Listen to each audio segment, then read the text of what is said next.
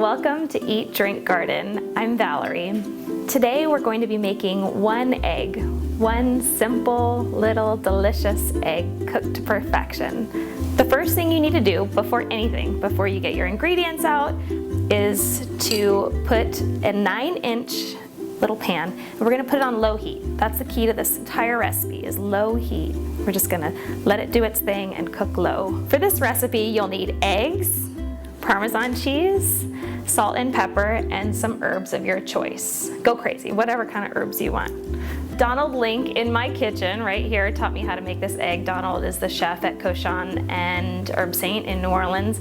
First, we're going to beat our egg until it's all the same color too. I don't want any streaky yolk parts in there.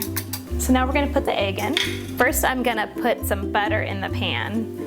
You can use oil if you want to be a little bit more health conscious, but there's not that much butter that we're using. We're just kind of coating the bottom of the pan, and it tastes really good. So, okay, so we're putting the egg in there, and it's in low heat, so it's not making lots of noise. It's just super mellow, and we're just gonna let it do its thing. Occasionally, I'm gonna turn the pan so that it cooks evenly, because I have a hot spot on my stove, like most of you, I'm sure, and that'll just ensure that it's cooking evenly if we rotate it while it's cooking. Next, I'm gonna get the cheese ready. This would also be a good time to pour yourself a coffee if you're in the morning, or a glass of wine if you're making this with a salad for dinner. And I have this great grater that I love using.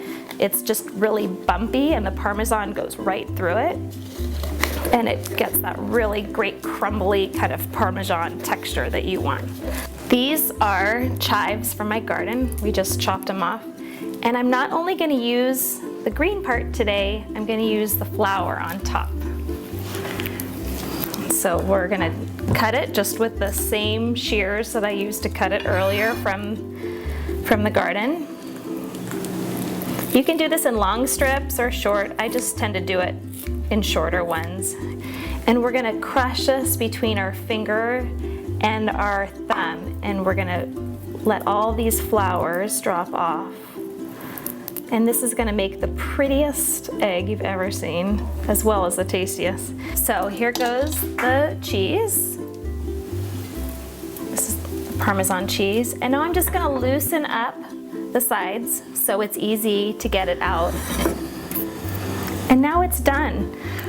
It's still runny in the middle. Don't be afraid of a runny egg. It's gonna add great texture and taste so good.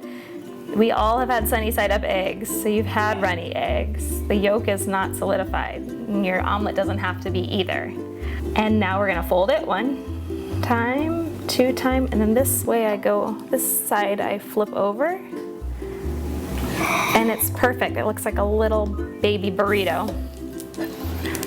All right, 1, 2, 3.